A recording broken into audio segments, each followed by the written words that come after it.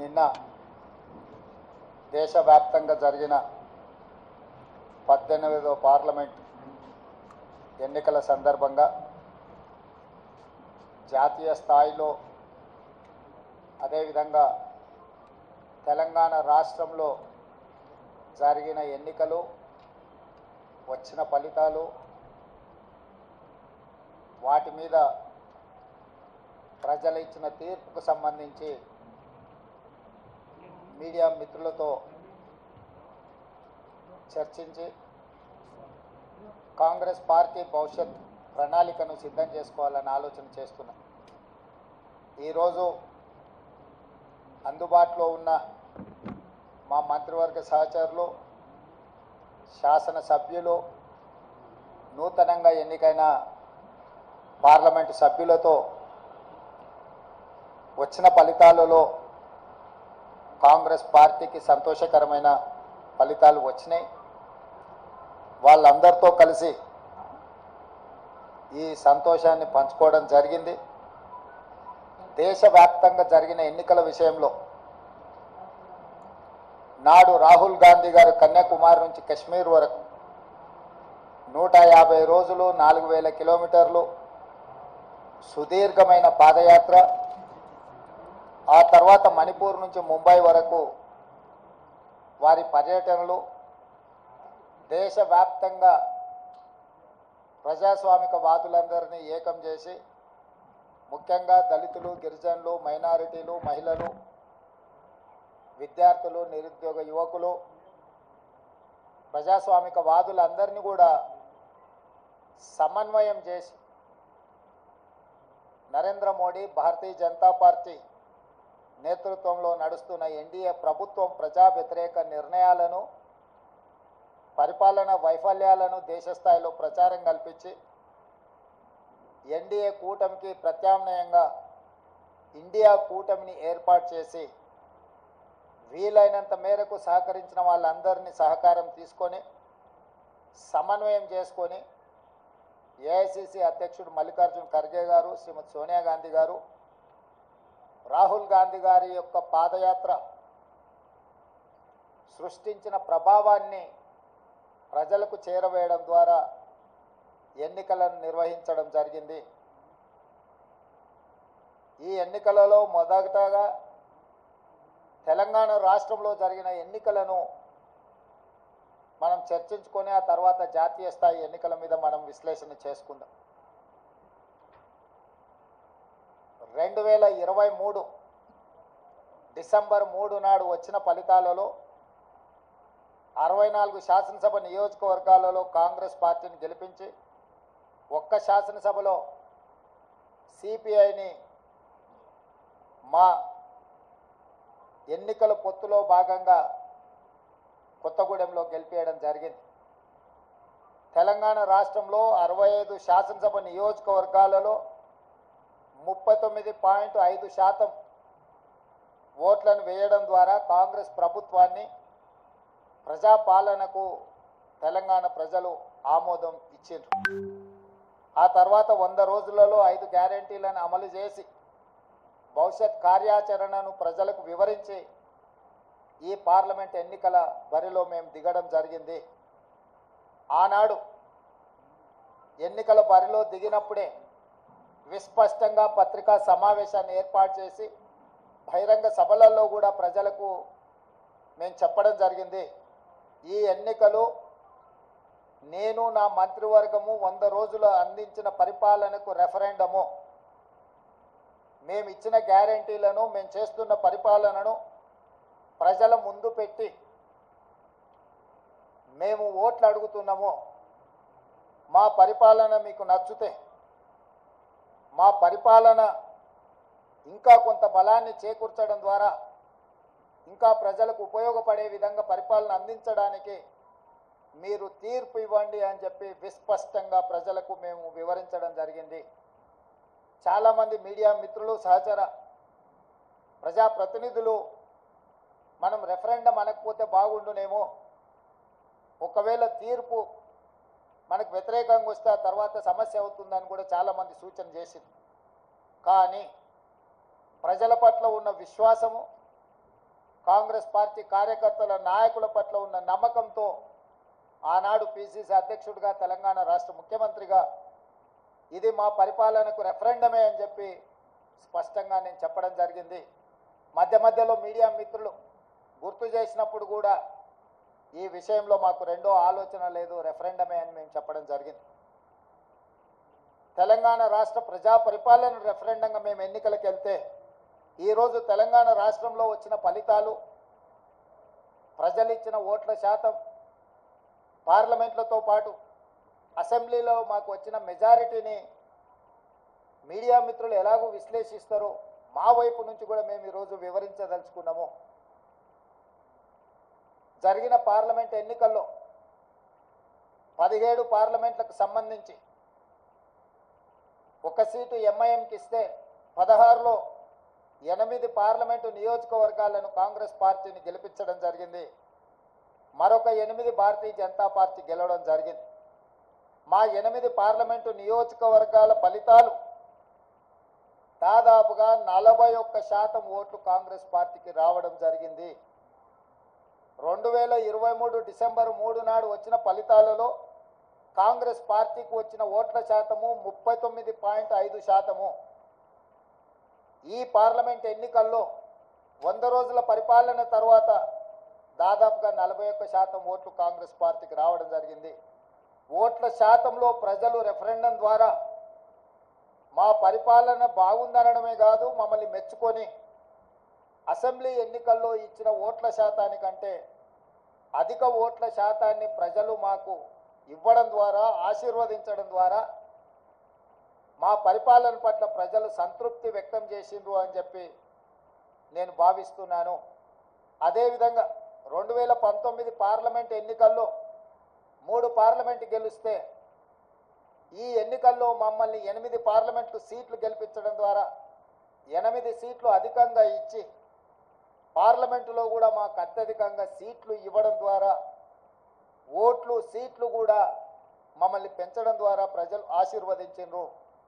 ఇదే కాకుండా మూడవ విశ్లేషణ, 119 శాసనసభ నియోజకవర్గాలలో ప్రజలు ఓట్లేస్తే విస్పష్టంగా ఆనాడు 64 సీట్లు ఎట్లయితే మెజారిటీ వచ్చిందో ఈరోజు 64 సీట్లలో మెజారిటీ రావడమే కాకుండా కంటోన్మెంటు మేము ఓడిపోయి బీఆర్ఎస్ గెలిచిన సీటులో కాంగ్రెస్ పార్టీకి 13,206 ఓట్ల మెజారిటీ ఇచ్చి 65వ స్థానాన్ని కూడా కాంగ్రెస్ పార్టీకి ఇవ్వడం ద్వారా ఆనాడు ఇచ్చిన 64 సీట్ల కంటే ఇంకొక సీటును అదనంగా ఇచ్చి కాంగ్రెస్ పార్టీని అసెంబ్లీలలో కూడా 65 సీట్ల తీర్పు ద్వారా మా రెఫరెండంని ప్రజలు సమర్థించిండ్రు, మాకు అనుకూలంగా ఓట్లేసి గెలిపించిండ్రు.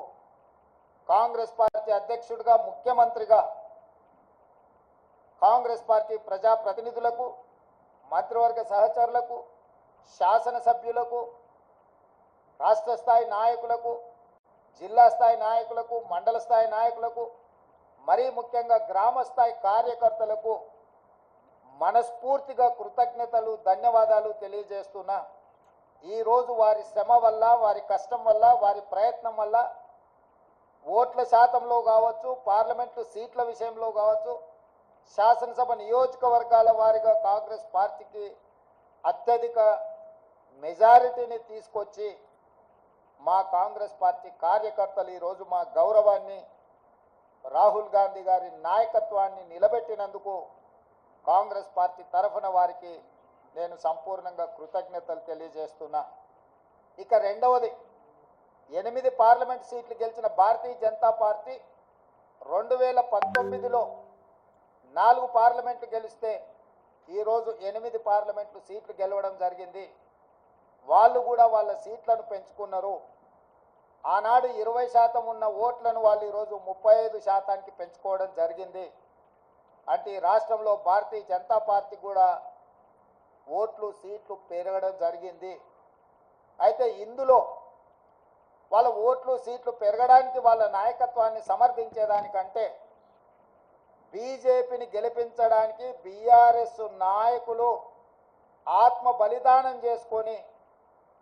అవయవాలను త్యాగం చేసి అవయవ దానం చేసి ఈరోజు బీజేపీని గెలిపించడం జరిగింది. బీజేపీ గెలిచిన 8 పార్లమెంటు నియోజకవర్గాలలో బీఆర్ఎస్ 7 సీట్లల్లో డిపాజిట్లు కోల్పోయింది. ఆదిలాబాద్ కావచ్చు, నిజామాబాద్ కావచ్చు, కరీంనగర్ కావచ్చు, మల్కాజ్గిరి కావచ్చు, సికింద్రాబాద్ కావచ్చు, చేవెళ్ళ కావచ్చు, మహబూబ్ నగర్ కావచ్చు, ఈ 7 పార్లమెంటు నియోజకవర్గాలలో బీఆర్ఎస్ డిపాజిట్లు కోల్పోయి బీజేపీని గెలిపించడం ద్వారా బీఆర్ఎస్ నాయకులు ఆత్మ బలిదానం చేసుకొని అవయవ దానం చేసిండ్రు బీజేపీకి. ఈ విషయం నేను ఈరోజు చెప్పడం లేదు. ఎన్నికల ప్రక్రియ మొదలైనప్పుడే స్పష్టంగా పార్లమెంటు నియోజకవర్గాల వారీగా బలహీనమైన అభ్యర్థులను పెట్టి బీఆర్ఎస్ శ్రేణులను బీజేపీకి పనిచేపిస్తున్నాడు చంద్రశేఖరరావు అని చెప్పి నేను స్పష్టంగా నిర్దిష్టమైన ఆరోపణ చేసిన. నేను నిర్దిష్టమైన అంశాలను ప్రస్తావించినప్పుడు బీఆర్ఎస్ నాయకులు వితండవాదం చేసిండ్రు, నా మీద వాళ్ళు మాటల దాడి చేసిండ్రు. ఇవాళ ఇంకొక విషయం, అత్యంత కీలకమైన అంశం నేను ఇప్పుడు ప్రస్తావించదలుచుకున్నా. 2001లో తెలుగుదేశం పార్టీకి రాజీనామా చేసి చంద్రశేఖరరావు గారు సిద్దిపేటలో శాసనసభ్యుడిగా పోటీ చేసినప్పటి నుంచి 2023 డిసెంబర్ వరకు సిద్దిపేట శాసనసభ నియోజకవర్గంలో ఏ రోజు కూడా 25-30 వేల మెజారిటీ నుంచి 1,25,000 మెజారిటీ వరకు ప్రతి సందర్భంలో అది చంద్రశేఖరరావు గారు కావచ్చు, లేకపోతే హరీష్ రావు గారు కావచ్చు, లేకపోతే స్థానిక సంస్థలు కావచ్చు, లేకపోతే పార్లమెంట్ ఎన్నికల్లో కావచ్చు, అత్యధిక మెజారిటీ సిద్దిపేట అసెంబ్లీ నియోజకవర్గంలో బీఆర్ఎస్ పార్టీకి వచ్చింది. కానీ ఈ పార్లమెంట్ ఎన్నికల్లో హరీష్ రావు గారు సిద్దిపేటలో పూర్తి తన ఓట్లను బీజేపీకి బదిలీ చేసిండు. ఇవాళ బీజేపీ రఘునందన్ రావు గారికి 63,000 పైచిలకు ఓట్లు వస్తే బీఆర్ఎస్కు 65,000 ఓట్లు మాత్రమే వచ్చినాయి. ఈరోజు బీఆర్ఎస్ మెజారిటీ సిద్దిపేటలో 2,500 ఓట్లు మాత్రమే. అంటే ఇప్పటి వరకు సిద్దిపేట నియోజకవర్గం మీద పూర్తి ఆధిపత్యాన్ని పట్టును ప్రదర్శించిన బీఆర్ఎస్, కేసీఆర్, హరీష్ ఇద్దరు బీఆర్ఎస్ ఓట్ల మొత్తాన్ని బీజేపీకి రఘునందన్ రావుకు బదిలీ చేయడం ద్వారా ఈరోజు మెదక్లో కాంగ్రెస్ పార్టీని ఒక బలహీన వర్గాల అభ్యర్థిని ఓడించడం జరిగింది. మాకు కేవలం సిద్దిపేటలో వచ్చిన మైనస్ వల్లనే ఈరోజు దాదాపుగా మేము మెదక్ పార్లమెంట్ సీటును ఓడిపోవడం జరిగింది. అంటే బీఆర్ఎస్ను నమ్మి నిలబడ్డ వెంకట్రామరెడ్డిని నమ్మించి మోసం చేయడమే కాకుండా కాంగ్రెస్ పార్టీని ఓడించాలా, కాంగ్రెస్ పార్టీ అంటేనే ఏవగింపు లేకపోతే కోపము ప్రదర్శించి ఆత్మ బలిదానం చేసుకొని అవయవ మార్పిడికి పాల్పడి ఈరోజు బీజేపీని గెలిపించారు. 7 పార్లమెంట్లలో ఆనాడు 37.5% ఓట్లు తెచ్చుకున్న బీఆర్ఎస్ ఈరోజు 16.5% ఓట్లకు పడిపోయింది రాష్ట్ర వ్యాప్తంగా. అంటే దాదాపుగా 22% ఓట్లు బీఆర్ఎస్ ఓట్లు బీజేపీకి బదిలీ చేసిండ్రు. 2023 శాసనసభ ఎన్నికలలో బీజేపీకి 13% ఓట్లు వచ్చినాయి. ఈ పార్లమెంట్ ఎన్నికల్లో 35.5% ఓట్లు వచ్చినాయి. సరిగ్గా బీజేపీ ఓట్లు 22.5% పెరిగితే బీఆర్ఎస్ ఓట్లు 37.5% నుంచి 16.5%కి పడిపోయినాయి అని అంటే సరిగ్గా 21%, 22% ఓట్లు బీఆర్ఎస్ వాళ్ళు బీజేపీకి బదిలీ చేసిండ్రు. తద్వారా 8 పార్లమెంటులల్లా బీజేపీ గెలిచింది. 8 పార్లమెంట్లల్లా బీఆర్ఎస్ డిపాజిట్లు గల్లంతైనాయి. ఒక్క మెదకులో ఓడిపోయిన దాంట్లో మాత్రమే వాళ్ళకి డిపాజిట్ వచ్చింది. బీజేపీ గెలిచిన 8 సీట్లల్లా 7 సీట్లు బీఆర్ఎస్ తన ఉనికిని తన డిపాజిట్లను కోల్పోవడం ద్వారా బీజేపీని గెలిపించింది. ఈరోజు పోతూ పోతూ చస్తూ చస్తూ ఇవాళ బీజేపీని గెలిపించే ప్రయత్నం ఈ రాష్ట్రంలో బీఆర్ఎస్ చేసింది. చంద్రశేఖరరావు, హరీష్, కేటీఆర్ చేసిండ్రు. మొన్న జరిగిన శాసనసభ ఎన్నికల్లో 39 ఎమ్మెల్యే స్థానాలలో బీఆర్ఎస్ గెలవడం జరిగింది. ఈ ఎన్నికల్లో 119లో కేవలం 3 సీట్లలోనే మెజారిటీ వచ్చింది బీఆర్ఎస్. అది సిరిసిల్ల, సిద్దిపేట, గజ్వేల్. అంటే ఈ రాష్ట్రంలో బీఆర్ఎస్ నాయకుల యొక్క ఆత్మగౌరవాన్ని, బీఆర్ఎస్ యొక్క శాసనసభ్యుల ఆత్మగౌరవాన్ని బీజేపీకి కేసీఆర్, కేటీఆర్, హరీష్ రావు తాకట్టు పెట్టిండ్రు. పూర్తిగా ఓట్ల బదలాయింపు, పూర్తిగా ఎన్నికల ఫలితాలను బీజేపీకి అనుకూలంగా మార్చి ఈరోజు కేసీఆర్ కుటుంబము రాజకీయ అరాచకానికి పాల్పడ్డారు. ఇది తెలంగాణ సమాజం అంతా గమనించాలి. ప్రజాస్వామికవాదులు, సెక్యులర్ ఫోర్సెస్ అందరూ కూడా ఈరోజు ఈ అంశాన్ని గమనించాలి అని చెప్పి కాంగ్రెస్ పార్టీ కోరుతున్నది. ఈ రకంగా ఈ తెలంగాణ రాష్ట్రంలో తనంతల తానే అంతర్ధానం అయిపోయి ఈరోజు బీజేపీని గెలిపించడానికి చంద్రశేఖరరావు గారు ఒక దురాగతానికి పూనుకున్నాడు అని అంటే ఈరోజు మనం అర్థం చేసుకోవాలి. కేటీఆర్ గారు నిన్న అంటున్నారు ఫినెక్స్ లాగా మనం ఇప్పుడు బూడిదైన నాయన మళ్ళీ పుట్టేది ఏం లేదు, ఇక బూడిదే మీకు మిగిలింది. ఆ బూడిద తీసుకెళ్ళి మీ బావకు మీ నాయనకి ఇద్దరికి బుయ్యి ముఖానికి సరిపోతుంది, గాడికి మీ కథ సుఖాంతం అయిపోతుంది. చరిత్రలో ఆ పార్టీ పుట్టినప్పటి నుంచి ఈ రోజు వరకు పార్లమెంటులో ప్రాతినిధ్యం లేకుండా ఉన్నది ఇది మొదటిసారి. ఇంత అచేతనావస్థలో ఇంత దుర్భరమైన పరిస్థితి బీఆర్ఎస్కు దాపురించిందంటే చంద్రశేఖరరావు గారి నాయకత్వము, కేసీఆర్ కుటుంబాన్ని ఏ రకంగా తెలంగాణ సమాజం గమనిస్తుందో వాళ్ళిద్దరు ఆలోచన చెయ్యాలి. అందుకే ఈ 6 నెలల్లో మా పార్టీ మీద, మా ప్రభుత్వం మీద, మా నాయకత్వం మీద, మా నాయకుల మీద, ఢిల్లీలో ఉండే అధిష్టానం మీద వాళ్ళు ఎన్నో రకాల ఆరోపణలు చేసింది.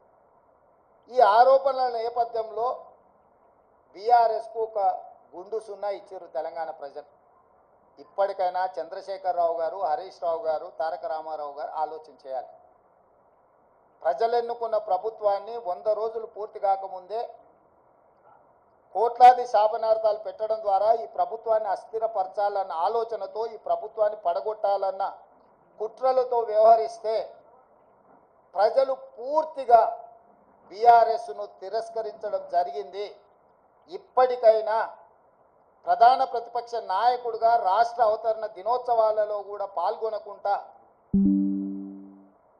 ఏవో చిల్లర మల్లర కారణాలు చూపించడం ద్వారా మీరు ప్రజాస్వామిక వ్యవస్థనే అవమానించే విధంగా వ్యవహరించిన తీరు ప్రజలు గమనిస్తున్నారు. అందుకే బీఆర్ఎస్ నాయకులకు కేసీఆర్ కుటుంబానికి నేను సూచన చేస్తున్నా, సికింద్రాబాద్ లో మీ వ్యవహార శైలిని మార్చుకోండి. ప్రతిపక్షంగా సహేతుకమైన సలహాలు సూచనలు ఇవ్వండి. ఆదిలాబాద్ లో డిపాజిట్ పోయింది. ప్రజల సమస్యలను పరిష్కరించడానికి సహకరించండి. వీళ్ళు పూర్తిగా కుటుంబ స్వార్థం కోసం గెలిపించడానికి బీఆర్ఎస్ పార్టీ మనుగడ కోసమో నాయకులను, లేకపోతే మీరు అక్రమంగా సంపాదించుకున్న ఆస్తులను కాపాడుకోవడానికో మీరు చేస్తున్న ప్రయత్నాలు ప్రజలు గమనిస్తున్నారు. డెఫినెట్ గా ఈ రోజు 42 చంద్రశేఖరరావు గారు ప్రధాన ప్రతిపక్ష నాయకులన్న దురాశ నిర్వహించండి, మంచిది కాదు. హరీష్ రావు గారు మీరు ఆత్మహత్య చేసుకోవడం ద్వారా కాంగ్రెస్ పార్టీని ఓడించినామని మీరు అనుకుంటుండ్రేమో. మీరు ఆత్మాహుతి దళాలుగా మారి కాంగ్రెస్ పార్టీని దెబ్బతీయాలన్న ఆలోచన ఏదైతే చేస్తుండ్రో ఇది చివరికి మీ ఉనికి, మీ మనుగడ ఈ రాష్ట్రంలో, ఈ దేశంలో లేకుండా, చట్టసభలలో లేకుండా కనుమరుగైపోతారు, కాలగర్భంలో కలిసిపోతారు. ఇట్లాంటి కుట్రలను, కుతంత్రాలను తెలంగాణ సమాజం గమనిస్తుంది. గమనించవలసిందిగా నేను కోరుకుంటున్నాను తెలంగాణ రాజకీయాలలో. అదేవిధంగా కేంద్ర రాజకీయాల దగ్గరికి వస్తేనే కేంద్రంలో 2014లో Bharatiya Janata party election manifesto మీద 10 మంది నాయకుల ఫోటోలు పెట్టి ఓట్లు అడిగారు. 2019లో 3-4 నాయకుల ఫోటోలు పెట్టి ఓట్లు అడిగారు. భారతీయ జనతా పార్టీ విధానం మీద, భారతీయ జనతా పార్టీ సిద్ధాంతాల మీద, భారతీయ జనతా పార్టీ ఎన్నికల మేనిఫెస్టో మీద 2014, 2019 ఎన్నికలు జరిగినాయి. ఒకసారి 2014లో 273 సీట్లు వచ్చినాయి, 2019లో 303 సీట్లు వచ్చినాయి. అంటే సంపూర్ణమైన మెజారిటీ భారతీయ జనతా పార్టీకి ఆనాడు దేశ ప్రజలు ఇవ్వడం జరిగింది. 2024 పార్లమెంట్ ఎన్నికల్లో పార్టీని పక్కన పెట్టిండ్రు, సమిష్టి నాయకత్వాన్ని పక్కన పెట్టిండ్రు.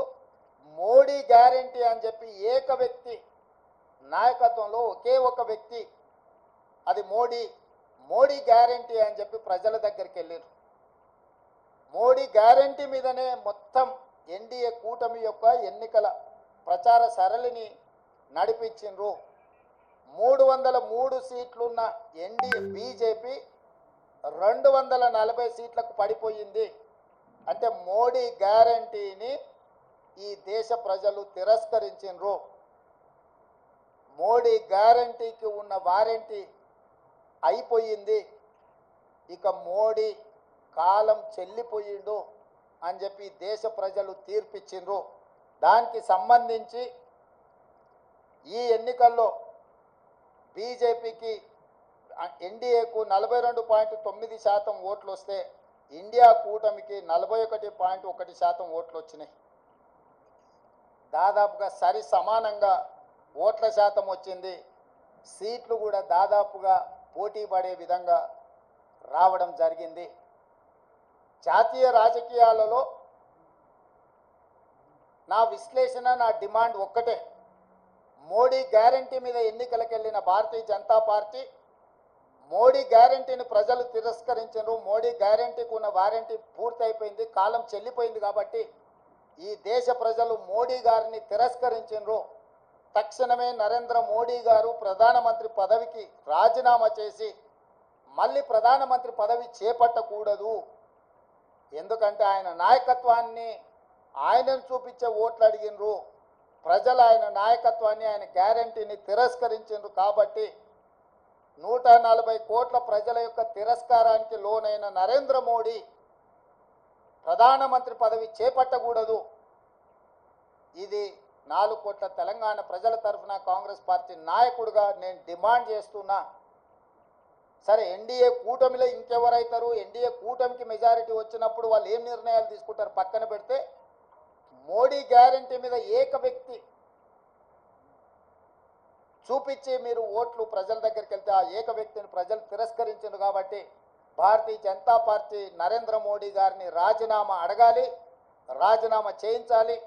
నరేంద్ర మోడీ గారు హుందాగా, విలువలు కలిగిన రాజకీయ నాయకుడిగా, సమాజానికి ఆదర్శంగా నిలబడే వ్యక్తిగా ప్రధానమంత్రిగా రాజీనామా చేసి హుందాగా వారు తప్పుకుంటే వారికి గౌరవం ఉంటుంది. లేదు, నేను ఇట్లనే ప్రధానమంత్రికి కొనసాగుతా, 3వసారి ప్రమాణ స్వీకారం చేస్తా, కుట్రల కుతంత్రాలకు నేను తెరలేపుతానని నరేంద్ర మోడీ గారు అంటే, వారు చెప్పుతున్న విలువలతో కూడుకున్న రాజకీయాలు చెప్పడానికే తప్ప పాటించడానికి లేదు అని చెప్పి ఈ దేశ ప్రజలు నరేంద్ర మోడీ గారిని తిరస్కరించబోతున్నారు. కాబట్టి భారతీయ జనతా పార్టీ ఇప్పటికైనా ఏక వ్యక్తి, అదేవిధంగా అప్రజాస్వామికంగా వ్యవహరించే తీరును మానుకోవాలి. ప్రజలిచ్చిన తీర్పును భారతీయ జనతా పార్టీ గౌరవించాలి అని చెప్పి కాంగ్రెస్ పార్టీ డిమాండ్ చేస్తుంది.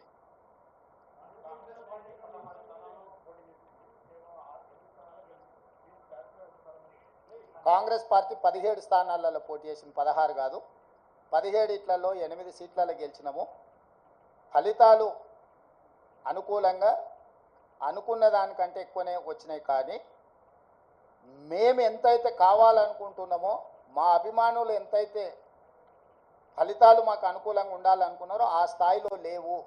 కాబట్టి ఇప్పటి వరకు 18 గంటలే పనిచేసినాం. ఇంకా ఒక 2 గంటలు అదనంగా పనిచేసి ప్రజల్ని మెప్పించడానికి, ప్రజాపాలన అందించడానికి మేము ప్రయత్నం చేస్తాం. మల్కాజ్గిరిలో సిట్టింగ్ స్థానము ఓడిపోయినాము. అదేవిధంగా అదే మల్కాజ్గిరిలో ఉన్న కంటోన్మెంట్ శాసనసభను ఈరోజు లేని సీటును మేము గెలుచుకోవడం జరిగింది. ఇవన్నీ కూడా ప్రజా తీర్పులో భాగము. ప్రజలు ఏ తీర్పు ఇచ్చినా శిరస వహించవలసిన బాధ్యత మా మీద ఉన్నది. అవును, ఓడిపోయినాం. నిజమే కదా, నిజమే కదా. అవును, ముఖ్యమంత్రి రాష్ట్రానికి, జిల్లాకు కాదు. పిసిసి అధ్యక్షుడు కూడా రాష్ట్రానికి. రాష్ట్రంలో ఏ సీటు గెలిచినా ఏ సీటు ఓడినా అది నాదే బాధ్యత. ఈ పిసిసి అధ్యక్షుడిగా, రాష్ట్ర ముఖ్యమంత్రిగా రాష్ట్రం నలుమూలలో వచ్చే ఏ ఫలితాలైనా నేనే తీసుకోవాలి. ఈ విషయాన్ని మీరు హుజూరాబాద్ ఎన్నికలప్పుడు గుర్తు చేసిరు, హుజూర్ నగర్ ఎన్నికలప్పుడు గుర్తు చేసిండ్రు, నాగార్జున సాగర్ ఎన్నికలప్పుడు గుర్తు చేసిండ్రు, మునుగోడు ఎన్నికలప్పుడు కూడా గుర్తు చేసిండ్రు. ఇప్పుడు కూడా గెలుపు ఓటములు అన్నిటికీ నేనే బాధ్యుణ్ణి. ఇందులో ఓటమి ఒకరి ఖాతాలో రాసి గెలుపులు నా ఖాతాలో రాసుకునే తత్వం కానీ ఆలోచన కానీ నాకు లేదు. కాబట్టి ఇచ్చిన ఫలితాలు, వచ్చిన ఫలితాలు ఉగాది పచ్చడి లాంటివి. కొంత తీయగా ఉన్నది, కొంత చేదుగా ఉంది, కొంత పుల్లగా ఉంది. కాకపోతే ఓవరాల్గా పచ్చడి అనేది మంచిది. ఇప్పుడు వచ్చిన ఫలితాలను పిసిసి అధ్యక్షుడిగా, రాష్ట్ర ముఖ్యమంత్రిగా ఉగాది పచ్చడి లాగా నేను స్వీకరించదలుచుకున్నా.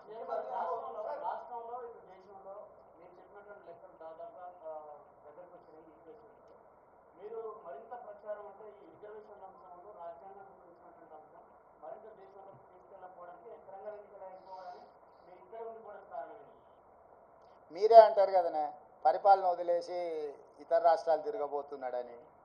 వెళ్తే మీకు ఒక బాధ, ఉంటే ఇంకొక బాధ.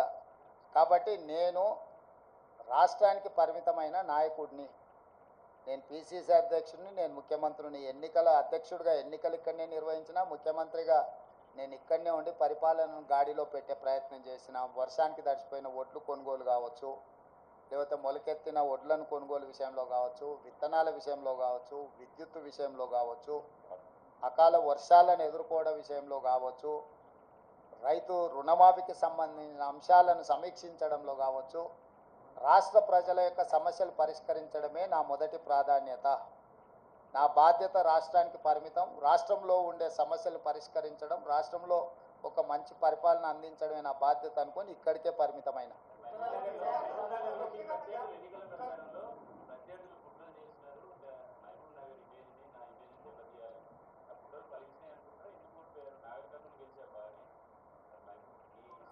అవును, నా సొంత గ్రామం వచ్చేసి అచ్చంపేట, నల్లమల్ల అడవి, మీకు అందరికీ తెలుసు.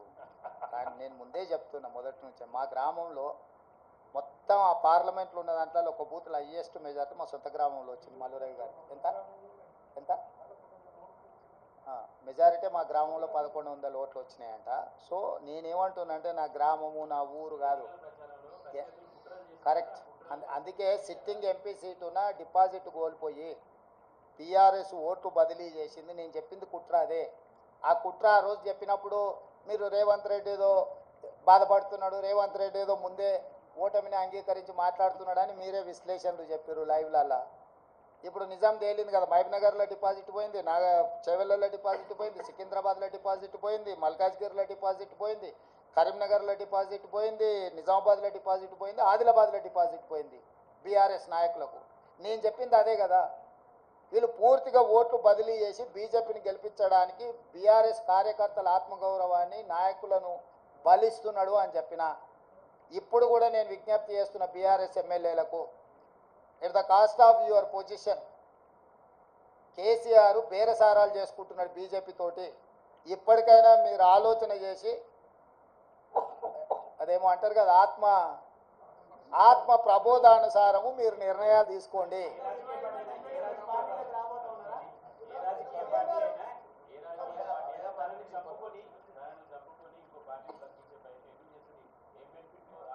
ఇక అది కేసీఆర్ చెప్పాలి, నువ్వు అడగాలి. కేసీఆర్ అవయవ దానం చేసిండు బీజేపీకి. ఆయన ఆత్మహత్య చేసుకోవడం ద్వారా ఆయన కిడ్నీలు, ఆయన కండ్లు ఇవన్నీ మోడీకి బదిలీ చేసిండు. ఆ బెనిఫిట్ ఏందో, బెయిలా లేకపోతే ఇంకేదన్నా అక్రమ సంపాదన అనేది మీరు విశ్లేషించాలి. మీరు ఎందుకు అన్నీ నేనే చెప్తే మీరెందుకు? రఘు రఘు చెప్పండి.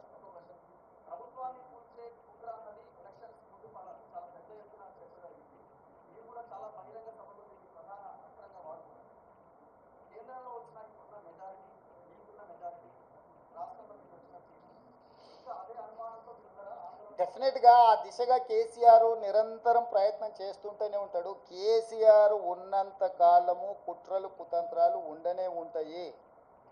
ఎప్పటికప్పుడు తెలంగాణ ప్రజలు అప్రమత్తంగా ఉండాల్సిన అవసరం ఉంది. కేసీఆర్ రాజకీయ జూదగాడు. జూదం అనేది కేసీఆర్ మానడు. సర్వం ఒడ్డైనా జూదమే ఆడతాడు కేసీఆర్. రాజకీయ జూదగాడైన కేసీఆర్ తెలంగాణ రాష్ట్ర రాజకీయ ముఖ చిత్రంలో ఉన్నంత కాలం ఈ కుట్రలు కుతంత్రాలు కొనసాగుతూనే ఉంటాయి. అయితే మహారాష్ట్రలో ఇట్లాంటి కుట్రలు కుతంత్రాలతోని శివసేనను ఎన్సీపీని చీల్చడం ద్వారా ప్రభుత్వాన్ని ఏర్పాటు చేయడం ద్వారా నరేంద్ర మోడీ గారు ప్రభుత్వాన్ని ఏర్పాటు చేసిన అని అనుకున్నాడు. కానీ మహారాష్ట్ర ప్రజల తిరస్కారానికి గురై ఈరోజు తలెత్తుకోలేని పరిస్థితులు మహారాష్ట్రలో ఉద్భవించినాయి. కాబట్టి తెలంగాణలో నరేంద్ర మోడీ గారు బీజేపీ ఇదే రకమైన ప్రయోగం చేస్తారా చేయరా చూడాలి. నెంబర్ 1. నెంబర్ 2, ప్రపంచంలోనే అత్యంత అవినీతిపరుడు చంద్రశేఖరరావు అని ఆరోపణ చేసి ఈ దేశంలోనే కుటుంబ పార్టీ అవినీతి కుటుంబం అని ఆరోపణ చేసింది కేసీఆర్ పార్టీని, కేసీఆర్ కుటుంబాన్ని. వీళ్ళతో బీజేపీ ఎట్లా జట్టు కడుతుంది, ఎట్లా సమర్థించుకుంటారో బీజేపీ నాయకులు ఇప్పుడు ప్రజలకు వివరించాలి. వీటన్నిటి నేపథ్యంలో ఈ అన్నిటిని విశ్లేషించడానికి ఇంకా కొంత సమయం పడుతుంది.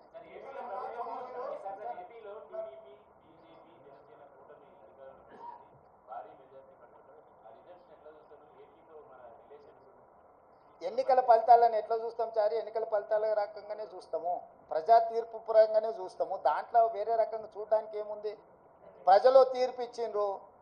ఆ తీర్పును జగన్మోహన్ రెడ్డి గారు నేను స్వాగతిస్తున్నా అన్నాడు. చంద్రబాబు నాయుడు గారు నేను స్వాగతిస్తున్నా అన్నాడు. ఇక వాళ్ళిద్దరు స్వాగతించిన తర్వాత మియా బీవీకి రాజీ హోయేతో కాశీ కా క్యా ఇస్మే?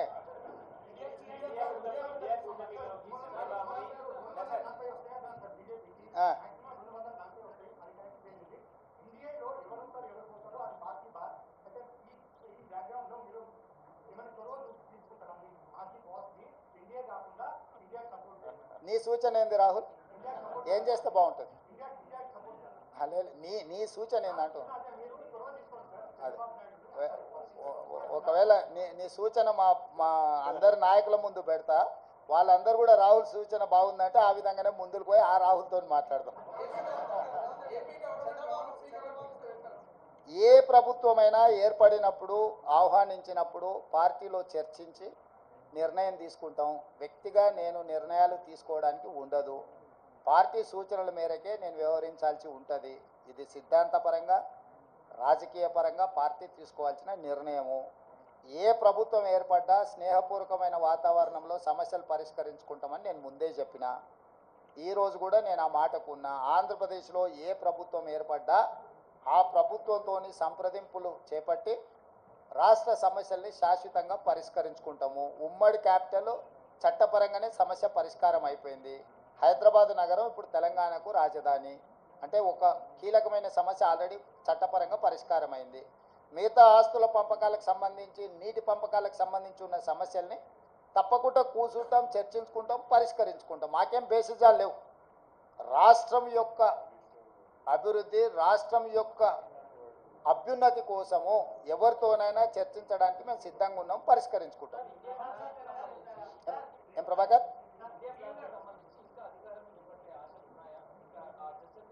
నాకు తెలియదు, నేను ఢిల్లీకి వెళ్ళలేదు. ఇండియా కూటమి ఢిల్లీలో చర్చలు చేస్తారు. మన వాళ్ళు ఎవరైనా ఉంటే అక్కడికి ప్రశ్న అడగమను.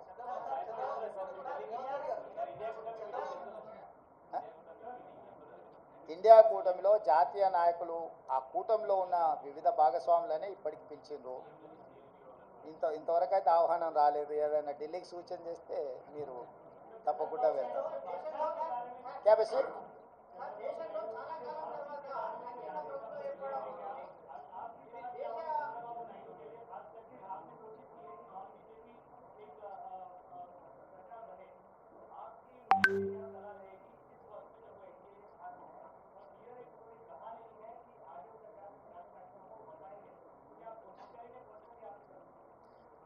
जहां तक मेरा सुझाव मोदी जी को, मोदी जी का गारंटी की वारंटी खत्म हो चुकी है, इसीलिए मोदी जी तुरंत जिम्मेदारी लेकर इस्तीफा दिए तो प्रधानमंत्री कुर्सी को उनके लिए शोभा है। इसीलिए मैं एक ही मोदी जी से डिमांड करता हूं